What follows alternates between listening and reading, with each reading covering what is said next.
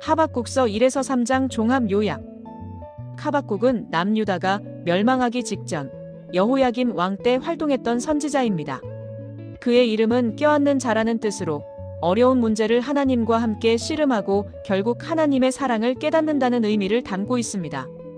당시는 아수르 제국의 힘이 기울어가고 바벨론 제국이 떠오르던 격변의 시기였습니다. 예레미야와 스바냐 선지자가 비슷한 시기에 활동했으니 문자 그대로 나라가 멸망하기 직전의 상황이었습니다. 하박국서는 다른 예언서들과는 다르게 하나님께 직접 질문하는 독특한 특징을 가지고 있습니다. 당시 유다는 온통 폭력과 강포, 분쟁이 난무하고 정의가 전혀 시행되지 못하는 상황이었습니다. 하박국은 이런 현실을 보면서 하나님께 솔직하게 항의합니다.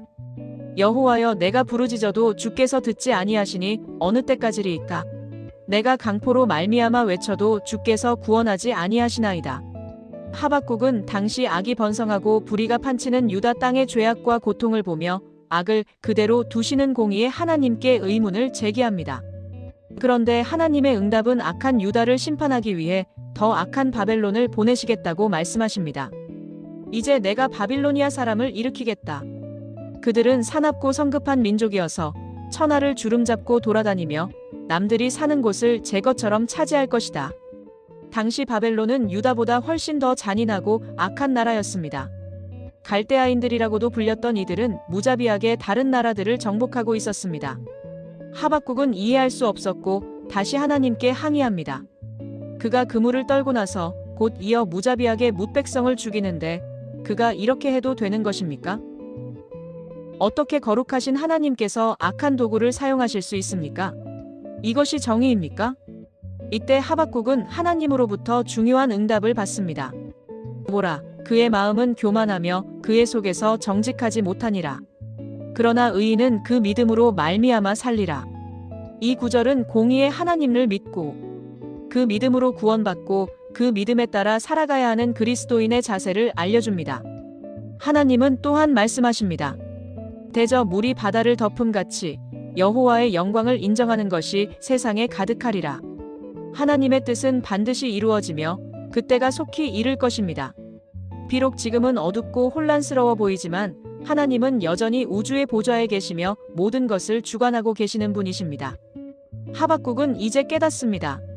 하나님은 거룩하신 분이시며 반석이시며 만군의 주권자이시며 기도에 응답하시는 분이시며 그의 백성을 구원하시는 분이시며 역사를 주관하시는 분이십니다.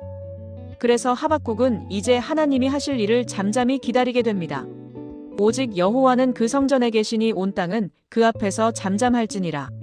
하지만 하나님은 의인은 그의 믿음으로 말미암아 살리라는 진리를 통해 궁극적인 소망을 제시하십니다. 3장에서 하박국은 완전히 변화된 모습을 보여줍니다. 더 이상 어찌하여라고 묻지 않습니다. 대신 없을지라도라는 놀라운 고백을 합니다. 그는 기도의 찬양을 부르기 시작합니다. 하박국은 먼저 하나님께 간구합니다. 여호와여, 내가 주께 대한 소문을 듣고 놀랐나이다. 여호와여, 주는 주의 일을 이 수년 내에 부응하게 하옵소서. 이 수년 내에 나타내시옵소서. 진노 중에라도 긍휼을 잊지 마옵소서. 그리고 마지막에 이르러 하박국은 우리에게도 익숙한 정말 아름다운 믿음의 고백을 합니다. 비록 무화과나무가 무성하지 못하며 포도나무에 열매가 없으며 감람나무에 소출이 없으며 밭에 먹을 것이 없으며 우리의 양이 없으며 외양간에 소가 없을지라도 나는 여호와로 말미암아 즐거워하며 나의 구원의 하나님으로 말미암아 기뻐하리로다. 주 여호와는 나의 힘이시라. 나의 발을 사슴과 같게 하사 나를 나의 높은 곳으로 다니게 하시리로다. 이것은 절체절명의 위기 속에서 나온 고백입니다. 모든 것이 무너지고 모든 소망이 사라진 것처럼 보이는 상황에서도 하박국은 하나님을 신뢰하기로 작정합니다. 하박국서는 우리에게 이렇게 말합니다. 밤이 깊었으니 이제 새벽이 가까워져 온다고. 지금은 어둡고 혼란스러워 보일지라도 하나님은 이 세상을 우리가 상상하는 것보다 더 사랑하시며 언젠가 모든 악을 심판하실 것입니다. 이어서 하나님께서는 교만하고 잔인하며 악을 행하는 바벨론에게 재앙을 선포합니다. 약탈, 탐욕, 폭력, 살인, 우상 숭배 등 갈대아 사람들이 세상의 패권을 쥐고 흔드는 것이 마치 영원할 것처럼 보이지만 하나님께서는 그들의 모든 악행을 보고 계시며 때가 되면 반드시 심판하실 것이라는 강력한 경고입니다. 이는 결국 악은 스스로를 파멸시키며 아무리 강력한 제국이라 할지라도 하나님의 공의로운 심판에서 벗어날 수 없음을 분명히 보여줍니다.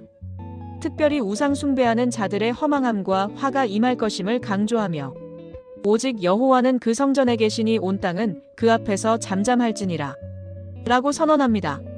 이 장은 인간의 불완전한 이해와 하나님의 완전한 주권 사이의 긴장 속에서 믿음이라는 핵심 열쇠를 제시합니다.